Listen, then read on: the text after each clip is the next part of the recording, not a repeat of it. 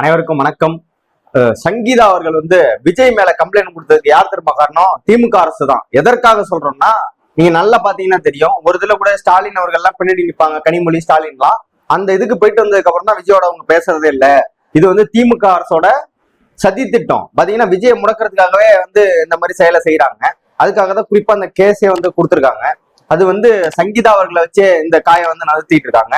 அவரை எப்படியாவது முதலமைச்சர் அவரை தடுக்கணும் அப்படின்னு சொல்லி திமுக தான் பண்ணுது அப்படின்னு எந்த நாயாவது சொன்னா செருப்படுத்து அடிங்க அவனை. எதற்காக சொல்றோம்னா, அது அவங்களோட தனிப்பட்ட வாழ்க்கை. அது அவங்க ரெண்டு பேரோட ஒரு குடும்பத்துக்குள்ள உள்ள விஷயம். அதை பொதுவெளியில பேசுறதுக்கு யாருக்குமே எந்த அதிகாரமும் கிடையாது. அதை முதல்ல நல்லா தெரிஞ்சுங்க. இது வரைக்கும் திமுக இருந்து யாராவது வாய் திறந்து இதை பத்தி பேசியிருக்கோமா? யாராவது பேசணுமா? எவ்வளவு ஒரு கண்ணியமா, எவ்வளவு ஒரு நிதானமா நாங்க செயல்பட்டு இருக்கோம். இதை நம்ம பேசவே கூடாது. இது அவங்க குடும்பம். அதே போல உன் குடும்பத்துல உள்ள நோனாலும் உன் குடும்பத்துல என்ன நடக்குதுன்னு எல்லாருக்கும் தெரியும். அது போல இது அவங்களோட தனிப்பட்ட குடும்ப விவகாரம். அதனால யாருமே அதை நோண்டல. அதனால அவங்க வேலையை பார்த்துருக்காங்க. அது மாதிரி பொத்திக்கிட்டு வேலையை பார்க்கணும். சும்மா அந்த தற்கொலைகள் பூரா அவங்களோட மனைவி சங்கீதா அவங்க கேஸ் கொடுத்துருக்காங்கன்னா அவங்க தனிப்பட்ட விருப்பம். அது அவங்க விஜயால அனுபவிச்சிருப்பாங்க அவங்க கணவர்னால. அதனால அவங்க இது தாங்க முடியாம கேஸ ஃபைல் பண்ணியிருக்காங்க.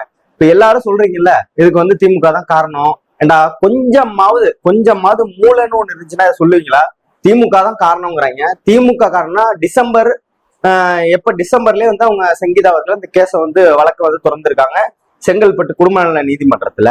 தொடர்ந்து இப்ப எவ்வளவு நாள் ஆச்சு? 3 மாசம் கிட்டத்தட்ட ஆக போகுது. இந்த 3 மாசம் வரைக்கும் திமுக அப்படியே உள்ளே பொத்தி வச்சிருக்குமா? என்னைக்கு எடுத்து வெளில விட்டு போயிருக்கலாமே, இவர் யோக்கியதை தான் அப்படின்னு மொத்தமா அந்த கரூரா சேர்த்து இடி முடிச்சு விட்டு போயிருந்திருக்கலாமே. எதற்காக சொல்லல? அப்ப இதுக்கும் திமுகவும் சம்பந்தம் இல்லைங்கிறது ஒரு சாதாரண ஒரு இது. திமுக தெரிஞ்சிருக்கும். ஆனா இதை வெளில சொல்லியிருக்க மாட்டாங்க. ஏன்னா இந்த கேடுகட்ட விஷயத்தெல்லாம் சொல்லணும்னு யாருக்கும் அவசியம் இல்லை. நாங்க நடிகை பேரை நாங்க சொன்னோமா, நீங்க தாண்டா டேக் பண்றீங்க அந்நியாருன்னு நாங்க பாட்டுக்கு செவனேன்னு இருக்கோம். யாருமே இதை பத்தி வாய் திறக்கிறதே இல்லை. அதனால இந்த அணில் குஞ்சிக கூட்டத்தை எவனாவது இந்த மாதிரி பேசுறவங்க பார்த்தா செருப்பாலே அடிங்கிறேன். தெரியாம தான் கேட்கிறோம். அவங்க ரெண்டு பேரோட வாழ்க்கை ரைட்டு. விஜய இப்ப நீங்க எல்லாரும் சொல்றாங்கிறீங்க. யார் சொல்றா? விஜய் யாராவது விமர்சனம் பண்றாங்களா? கிடையாது. நீங்க என்ன பண்றீங்க? சங்கீதா அவர்கள் மேல இப்ப திருப்புறீங்க இந்த வழக்க. சங்கீதா அவங்க என்ன சொல்லியிருக்காங்க, எங்க பசங்களுக்கும் இது அப்ப சொல்ல போனா பசங்களும் அவங்க அம்மாவுக்கு தான் சப்போர்ட் நினைக்கிறேன், விஜய்க்கு யாருமே சப்போர்ட் கிடையாதுன்னு நினைக்கிறோம். இதுல அவங்களோட தனிப்பட்ட கருத்தை சொல்லியிருக்காங்க. அது நீதிமன்றம் சொல்லும் தீர்ப்ப.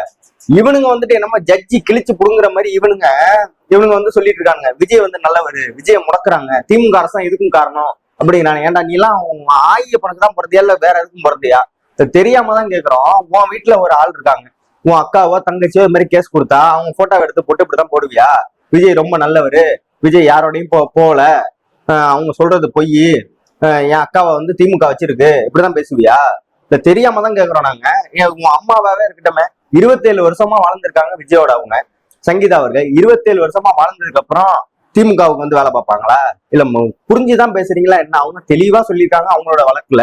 2021 இருந்து ஒரே வீட்டுல இருந்தாலும் தனித்தனியா வாழ்றோம், எனக்கு பல துன்புறுத்தல்லாம் இருந்துச்சு, அதெல்லாம் நான் சொல்லுவேன். அந்த முன்னே சொல்ல நடிகை யாருன்னு கூட சொல்லல. அது நாங்க 2வது தான் சேர்ப்போம் அப்படின்னு தான் சொல்லியிருக்காங்களே தவிர என்ன சொல்ல கூட கிடையாது.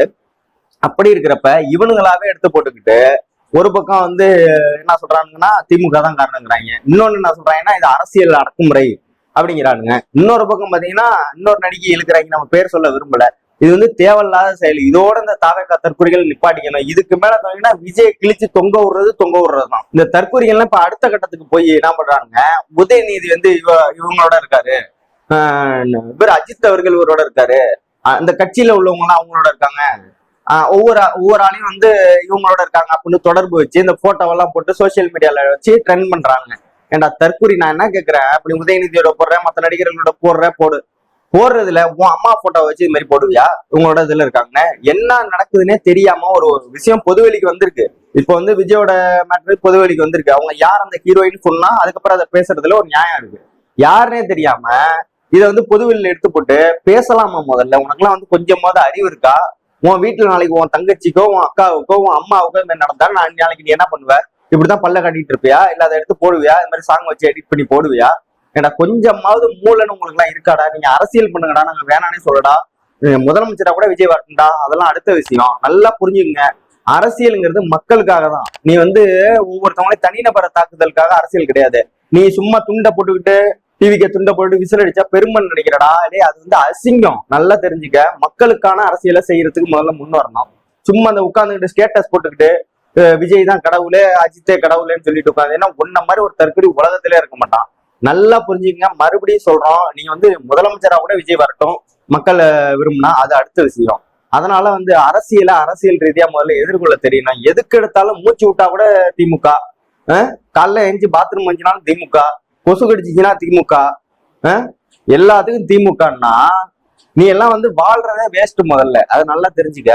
முதல்ல வந்து சுய அறிவை வளர்த்துங்க. சுயமரியாதை தெரியலனாலும் பரவாயில்ல, சுய அறிவை முதல்ல வளர்த்துங்க. போய் படிங்கடா. முதல்ல படிச்ச கூட்டம் தான் கடைசியில படிச்ச கூட்டம் இவ்வளவு பெரிய தற்கொலை கூட்டமா இருக்குங்கிறத மிகப்பெரிய வருத்தமா இருக்கு. இவங்களை என்ன சொல்றதுன்னே தெரியல நம்மளுக்கு. எப்படி போத்தீங்கனாலும் திமுக தான் இருவானுங்க.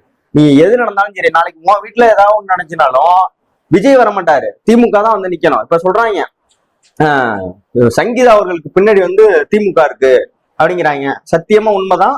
நல்லா சொல்றேன். சங்கீதாவுக்கு மட்டும் இல்ல, தமிழ்நாட்டுல வாழக்கூடிய அத்தனை பெண்களுக்கு முன்னாடி திமுக தான் இருக்கு. அதுல மாற்று கருத்து இல்லை. யாருக்கு ஒண்ணுனாலும் திமுக முதலா வந்து நிக்கும் அப்படிங்கிறத அந்த நேரத்துல தெரிவிச்சுக்கிறேன். அது விஜயா இருந்தாலும் சரி, எவனா இருந்தாலும் சரி, தப்பு தெரிஞ்சா உப்பு தின்னவன் தண்ணி குடிச்சா அவங்க மாதிரி தப்பு செஞ்சா தண்டனை அனுபவிச்சுதான் ஆகணும். இதோட தாவேக தற்கொலைகளுக்கு கடுமையான கண்டனத்தை தெரிவிச்சுக்கிறோம். இதோட நிப்பாட்டிட்டீங்கன்னா உங்க விஜய்க்கு நல்லது. இல்லைன்னா கிழிச்சு நார் நாரா தொங்க விட்டுருவோம்.